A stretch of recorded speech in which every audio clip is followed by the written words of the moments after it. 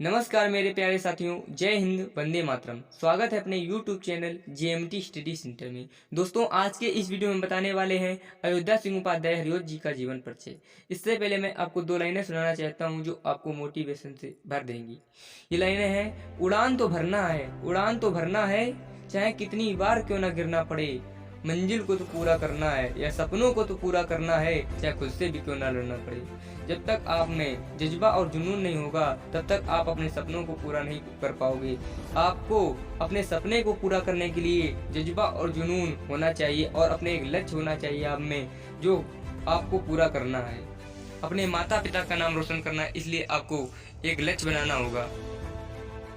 कहा जाता है कि हालात ऐसे ना रखो कि आपके सपनों को बदल दें, कि हालात ऐसे ना रखो कि आपके सपनों को बदल दें, बल्कि सपने ऐसे रखो कि हालात ही बदल जाएं। सपने ऐसे रखो कि हालात ही बदल जाएं। आप नए हालात को बदल दें, सपने ऐसे रखो कि मंजिल भी आसान हो जाए। सपने ऐसे रखो कि मंजिल भी आसान हो जाए और माता पिता का भी नाम हो जाए, माता पिता का भी नाम हो जाए। दोस्तों, अब पढ़ते हैं अयोध्या सिंह उपाध्याय हरिऔध जी का जीवन परिचय। देखिए, यहाँ पर यदि अयोध्या सिंह हरिऔध जी का जीवन परिचय पढ़ने वाले हैं, इससे पहले आपसे एक छोटी सी रिक्वेस्ट है कि आप चैनल को सब्सक्राइब कर लें और बेल आइकन को प्रेस कर लें, ताकि आने वाली लेटेस्ट वीडियो की नोटिफिकेशन आप तक सबसे पहले पहुँच सके। जो वीडियो को स्टार्ट करते हैं, आज हम पढ़ने वाले हैं अयोध्या सिंह उपाध्याय हरिऔध जी का जीवन परिचय। हरिऔध जी का जन्म सन 1864 ईस्वी में जिला आजमगढ़, किस जिले में? आजमगढ़ जिले के निजामाबाद कस्बे में हुआ था। आजमगढ़ जिले के निजामाबाद कस्बे में हुआ था। सन 1945 में इनका निधन हो गया था। इस शॉर्ट में इस विवरण दिया गया है यहाँ पर। अब इसकी सबसे पहले आपको हेडिंग डालनी है, वो क्या है? जीवन परिचय। सबसे पहले आपको क्या हेडिंग डालनी है? जीवन परिचय। जीवन परिचय में लिखना है, श्री अयोध्या सिंह उपाध्याय हरिऔध जी आधुनिक हिंदी खड़ी बोली के प्रथम महाकवि थे। जो श्री अयोध्या सिंह उपाध्याय ने अनेक रचनाएं की हैं। जैसे इसमें हमारे क्लास 12th में पवन दूत का नाम से एक रचना है जो प्री प्रवास से ली गई है। इसलिए आपको इनके एक महान कवि भी थे, जो अयोध्या सिंह उपाध्याय हरिऔध जी थे, एक महान खड़ी बोली के महान कवि थे। प्रथम महान कवि थे, प्रथम महान कवि थे, मतलब पहले महान कवि थे। इन्होंने काव्य के क्षेत्र में भाव और भाषा दोनों दृष्टियों से नए नए प्रयोग किए और युग के अनुरूप नवीन आदर्शों की प्रतिष्ठा की है।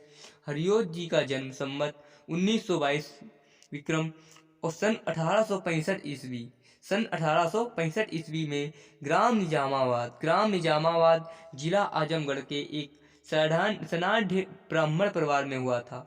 इनके पिता का नाम पंडित भोला सिंह और माता का नाम रुक्मणी देवी था। भोला सिंह के बड़े भाई पंडित ब्रह्म सिंह ज्योतिष के अच्छे विद्वान थे। हरिऔध जी की प्रारंभिक शिक्षा इन्हीं की देखरेख में हुई। मिडिल परीक्षा पास करने के पश्चात ये काशी के क्वींस कॉलेज में पढ़ने के लिए भेजे गए, किंतु अस्वस्थता के कारण पढ़ ना सके। अस्वस्थ होने के कारण ये पढ़ ना सके। इन्होंने घर पर ये अंग्रेजी और उर्दू का अध्ययन किया। संवत 1939 विक्रम सन 1882 ईस्वी में इनका विवाह हुआ। विवाह के पश्चात इन्हें आर्थिक संकट का सामना करना पड़ा। इसलिए सर्वप्रथम इन्होंने निजामाबाद के तहसीली स्कूल में लगभग 3 वर्ष तक अध्यापन कार्य किया। तदुपरांत इसके पश्चात ये कानूनगो हो गए और उत्तरोत्तर उन्नति कर सदर कानूनगो के पद पर पहुंच गए। संवत 1966 विक्रम 1909 ईस्वी में सरकारी नौकरी से अवकाश प्राप्त कर काशी हिंदू विश्वविद्यालय में अवैतनिक अध्यापक हो गए। सन 1941 ईस्वी तक वे इसी पद पर रहे। इसके पश्चात अवकाश ग्रहण कर आजमगढ़ को अपना निवास स्थान बनाया और वहीं से रहकर साहित्य सेवा में अपना जीवन लगा दिया। यही संवत 2002 1945 ईस्वी में इनका स्वर्गवास हो गया। इसके बाद आपको नेक्स्ट रीडिंग डालनी है, वो है साहित्यिक सेवाएं। दोस्तों, यदि आप 5 में से 5 अंक पाना चाहते हैं तो जिस प्रकार मैंने लिखा है इस प्रकार आप लिखेंगे तो आपको निश्चय ही 5 में से 5 अंक मिलेंगे। तो सेकंड हेडिंग क्या डालनी है? साहित्यिक सेवाएं डालनी है। लिखना है, हरिऔध जी द्विवेदी युग के प्रतिनिधि कवि थे। इन्होंने खड़ी बोली को नया रूप प्रदान किया तथा प्राचीन कथानकों में नवीन उद्भावनाएं समाहित की मतलब शामिल की। भाषा की विविधता के साथ साथ इन्होंने हिंदी छंदों में भी नवीन छंद पद्धति की उद्भावना की।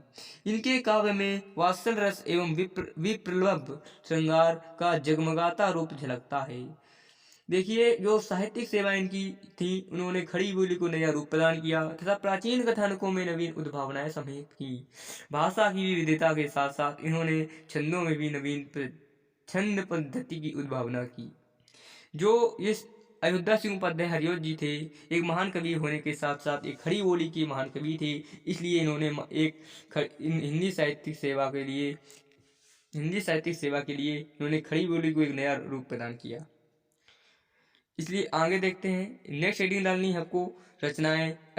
आपको पता होना चाहिए कि इनकी रचनाएं क्या क्या थी, इसलिए इनकी रचनाएं देखते हैं। हरिऔध जी ने अनेक रचनाएं की थी। आपको पता होगा कि हरिऔध जी ने अनेक रचनाएं, निबंध संग्रह आदि भी लिखे हैं। तो हरिऔध जी ने गद्य पद्य दोनों में ही सफलता पूर्वक रचना की है। इनके द्वारा रचे गए काव्यों का संक्षिप्त विवरण निम्न पर लिखित है। प्रिय प्रवास आपने अभी कक्षा 12 में पढ़ा होगा। कक्षा 12 में लिखा है, जो पवन दूत का चैप्टर है वो किससे लिया गया है? प्रिय प्रवास से लिया गया है। पवन दूत का जो है रचना है इनकी, वो किससे ली गई है? प्रिय प्रवास से ली गई है। आपको पता होना चाहिए। नंबर 2 है वैदेही वनवास। नंबर 3 रस कलश। चौखे चौपते और चुभते चौपते इनकी की रचनाएं हैं। इनके अतिरिक्त हरिऔध जी ने अन्य काव्य ग्रंथ इस प्रकार है। इनके हरिऔध जी ने काव्य ग्रंथ भी लिखे हैं। ये अन्य इस प्रकार है। रुक्मिणी परिणय, प्रद्युम्न विजय, बोलचाल, पद्य प्रसून, पारिजात, ऋतु मुकुर, काव्योपवन, प्रेम पुष्पोपहार, प्रेम प्रपंच, प्रेमामु प्रषभ, प्रेमामु वारिधि इनके प्रमुख उपन्यास निम्नलिखित हैं। ठेठ हिंदी का ठाठ, अधकिला फूल, प्रेम कांता। जो इनके उपन्यास कौन कौन से हैं? ठेठ हिंदी का ठाठ, अधकिला फूल, प्रेम कांता इनके उपन्यास हैं। आइए नेक्स्ट देखते हैं। नेक्स्ट देखना है, आपको लिखना है हिंदी साहित्य में स्थान। हरिऔध जी का हिंदी साहित्य में क्या स्थान है, इसके बारे में चर्चा करेंगे। हरिऔध जी के निसंकोच हम कह सकते हैं कि हरिऔध जी की काव्य प्रतिभा विविध रूपड़ी है। काव्य प्रतिभा जो है विविध रूपड़ी है। इन्होंने विविध रूपों में काव्य में जो ग्रंथ लिखे हैं, उपन्यास लिखे हैं, अनेक रूपों में अद्भुत सौंदर्य प्रस्तुत किया है। वे अपनी रचनाओं में कहीं रीतिकालीन है तो कहीं भारतेंदुकालीन, कहीं मतलब रीतिकाल के, कभी कहना लगते हैं कभी भारतेंदुकाल के, कहीं द्विवेदी कालीन है तो कहीं नवयुग कालीन। सभी युग के उन्होंने समाहित किया। सभी सम्मिश्र उन्होंने युगों का भाव चित्रण प्रस्तुत किया अपनी रचनाओं में। इनके इन समस्त रूपों में इन द्विवेदी कालीन रूप ही प्रमुख है। जो द्विवेदी काल है इनकी रूप में प्रमुख है। भाव और भाषा दोनों ही क्षेत्रों में इन्होंने नए नए प्रयोग किए और आधुनिक युगानुरूप नवीन उद्भावनाएं दी। निश्चय ही हिंदी के गौरव हैं। दोस्तों, यह वीडियो आपको पसंद आया होगा। यदि मेरा वीडियो पसंद आए तो लाइक कीजिए, शेयर कीजिए और कमेंट सेक्शन में लिखना ना भूलें। तो मिलते हैं ऐसी नेक्स्ट वीडियो के साथ। तब तक के लिए जय हिंद।